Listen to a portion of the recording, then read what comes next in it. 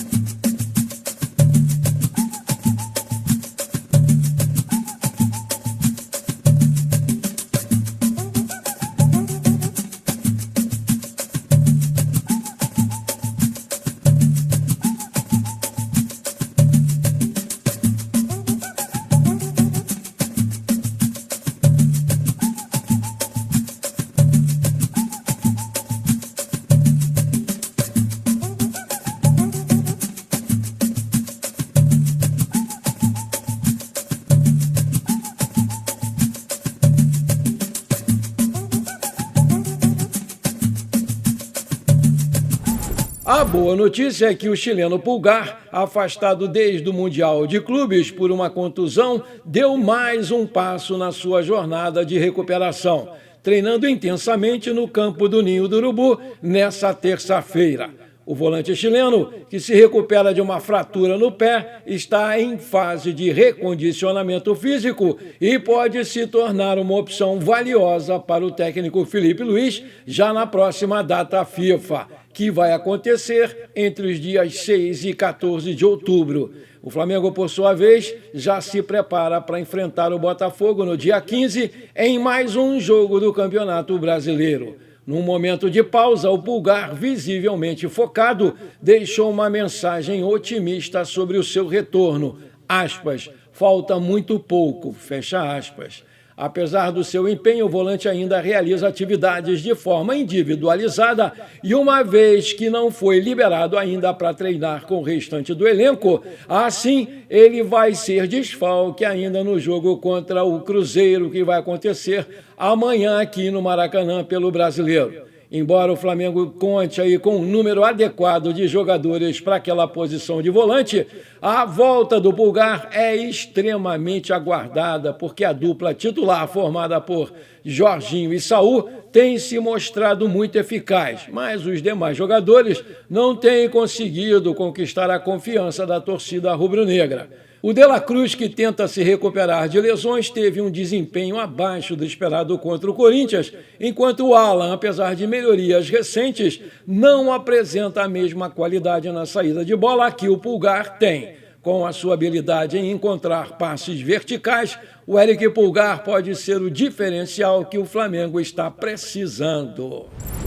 Se o Felipe Luiz vai conseguir repetir o sucesso do Jorge Jesus no comando do Flamengo, só o tempo vai dizer, mas o treinador acaba de igualar uma marca que só o técnico português havia conseguido nas últimas temporadas. Ele completou um ano no cargo no Flamengo.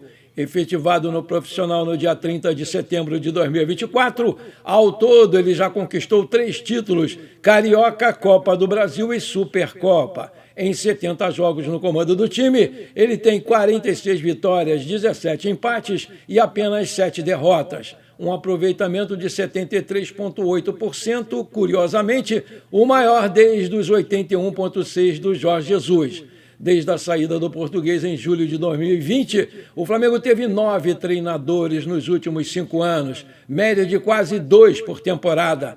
Antes do Felipe Luiz, quem havia ficado mais tempo no cargo foi o Tite, com 11 meses entre 2023 e 2024. Mas o treinador da seleção brasileira, ex, só conquistou o Carioca no período e não resistiu à pressão após a eliminação na Libertadores no ano passado. Antes do Tite, Rogério Ceni foi quem comandou o time por mais tempo, entre 2020 e 2021. Conquistou 3 títulos, Brasileirão 2020, Supercopa do Brasil 2021 e Carioca 2021. Apesar da passagem vitoriosa, o técnico não resistiu a uma má fase junto a um conturbado ambiente no CT do Ninho do Urubu, com vazamentos de relatórios e áudios internos. Os outros 6 treinadores no período não completaram sequer um semestre na função. Domenech Torres durou 3 meses em 2020, mesmo tempo do Vitor Pereira em 2023. Renato Gaúcho e Paulo Souza ficaram 1 mês a mais que eles, o primeiro em 2021 e o segundo em 2022. Dorival Júnior e Jorge Sampaoli ficaram 5 meses no cargo, entre 2022 e 2023, respectivamente. Desses, só Dorival ganhou títulos, a Libertadores e a Copa do Brasil.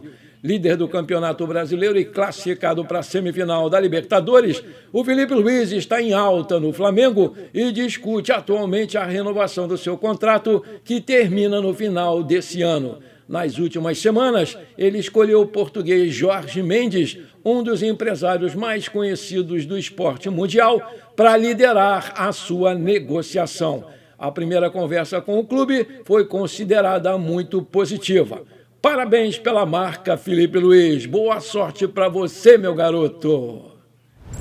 Infelizmente, a noite de ontem não foi nada boa para os garotos do Ninho do Sub-17, do Mengão, que foram eliminados do Campeonato Brasileiro da categoria. O Atlético Mineiro está na semifinal. Jogando fora de casa no Estádio Luso Brasileiro, aqui no Rio de Janeiro, o Atlético saiu na frente no começo do segundo tempo, cedeu um empate logo depois, mas marcou no final da partida aos 43 minutos para vencer o Flamengo por 2-1 e avançar de fase. João Vitor marcou o gol do Flamengo. Hoje à tarde, às 15 horas, horário de Brasília, na CBF, o técnico Carlo Ancelotti convoca os jogadores para os 2 amistosos da seleção brasileira, que vai acontecer nessa data FIFA contra a Coreia do Sul, no dia 10, e Japão, no dia 12. 3 jogadores do Flamengo estão nessa pré-lista do Ancelotti: Samuel Lino, Alexandro e Léo Ortiz. Na última atualização da Sociedade Anônima da Brahma, a SAB, que destina 10% do valor das compras de produtos da marca para investimentos no clube, o Flamengo não apenas reafirmou a sua liderança isolada, mas também ampliou de maneira impressionante, porque saltou de um já notável total de R$ 948 mil para a expressiva marca de R$ 1.182.000. Esse crescimento de mais de R$ 234 mil é um reflexo direto do engajamento e da paixão dos seus milhões de torcedores espalhados por todo o planeta. A nação se mobiliza e os resultados falam por si só. O Corinthians, que ocupa a vice-liderança, aparece com R$ 480 mil. A nação rubro-negra já investiu mais do que o dobro do seu rival mais próximo, com uma vantagem que supera os R$ 700 mil. O Cruzeiro com 387 mil, o Vasco com 324 e o São Paulo com 315 mil completam o top 5. No entanto, mesmo somando os valores desses clubes, mal se aproximam do montante arrecadado pelo mais querido. É ou não é outro patamar? Maravilha, se você está curtindo esse programa, então não esquece, manda brasa agora no like para fortalecer o nosso canal. E se você ainda não é inscrito, bora lá, me dá essa moral, me dá esse prazer. Aperta o botão inscrever-se, aperta o sininho ali e pronto, valeu, muito obrigado. Conforme informações do portal Bola VIP Brasil, a diretoria do Corinthians tem interesse na contratação do Michael e já aprovou essa contratação, que está sem espaço no Flamengo e não vem sendo utilizado pelo Felipe Luiz nessa temporada. O jogador, inclusive, não vem aparecendo nem entre os relacionados das partidas e já externou o desejo de deixar a equipe porque ele acredita que tem condições de jogar e entende que o seu ciclo na Gávea chegou ao fim. Inclusive, o seu relacionamento com o Filipe Luís está muito abalado por conta dessa barração, onde o técnico destaca que o jogador precisa merecer voltar ao time. E nos treinamentos, ele não vem demonstrando esse empenho todo e dedicação, algo parecido com o que aconteceu recentemente com o Pedro, que foi duramente criticado pelo técnico numa entrevista coletiva. E o Pedro entrou nos trilhos. Inicialmente, o Michael buscava uma saída para o mercado internacional, principalmente para o Catar, onde jogou por um bom tempo lá com o Jorge Jesus no Al Hilal, mas não descarta a sua permanência no futebol nacional, mas não tem como objetivo pressionar o Flamengo para que isso aconteça. Grande parte de torcedores rubro-negros, em suas redes sociais, pedem que o Flamengo não o venda para o Corinthians, mas se isso for inevitável, que exijam um Pix como forma de pagamento, porque o Corinthians anda muito mal das pernas financeiramente e está sendo ameaçado de sofrer um transfer ban pelas suas inadimplências recentes. Aí eu te pergunto, você acha que o robozinho Michael ainda tem vaga nesse elenco do Flamengo e não deveria ser negociado, principalmente para o Corinthians? Coloca aí que eu quero saber. A presidente do Palmeiras, Leila Pereira, deu chilique, não poupou palavras ao se manifestar contra o Flamengo, após o clube rubro-negro conseguir bloquear na justiça um montante significativo que seria repassado a outros integrantes da Libra. A liminar obtida pelo Flamengo no Tribunal de Justiça aqui do Rio de Janeiro resultou no bloqueio de 77 milhões de reais, que correspondem a 30% da renda fixa proveniente da audiência da televisão, tanto fechada quanto aberta, além do pay-per-view. A atitude do Flamengo gerou descontentamento entre os demais clubes envolvidos, levando a Libra a recorrer da decisão judicial na tentativa de reverter essa liminar. Os clubes que fazem parte desse bloco, incluindo ABC, Atlético Mineiro, Bahia, Red Bull Bragantino, Grêmio, Guarani, Paysandu, Remo, Vitória, Sampaio Correia, Santos, Palmeiras e São Paulo, estão agora sem receber esse valor que lhes era devido, e isso está fazendo muita falta para o pagamento das suas despesas. Após a manifestação oficial do Palmeiras, foi a vez da Leila Pereira expressar sua indignação numa entrevista ao Sport Record.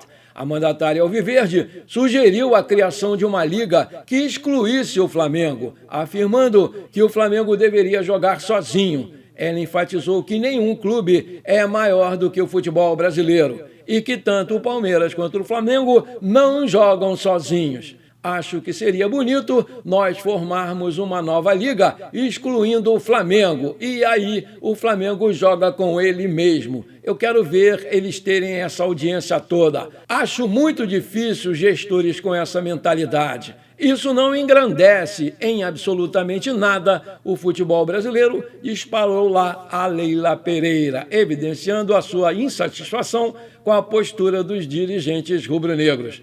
O Flamengo, por sua vez, justificou a sua ação judicial com insatisfação em relação aos critérios adotados pela Libra para a divisão das receitas da televisão. O clube argumenta que a fatia de 30% vinculada à audiência do pay-per-view não reflete adequadamente o seu poder gerador de receitas, que representa cerca de 47% da torcida total dos times da Libra. Vai chorar na cama que é lugar quente, ô Leila Pereira. Bom, por enquanto foi isso. Eu espero que você tenha gostado desse nosso programa. Muito obrigado por você ter ficado comigo até aqui. Não esqueça de deixar aquele like maneiro e de hypar o vídeo, porque isso é muito importante para o nosso crescimento. Um grande abraço para você e bora ser feliz. Pra cima deles, Mengão!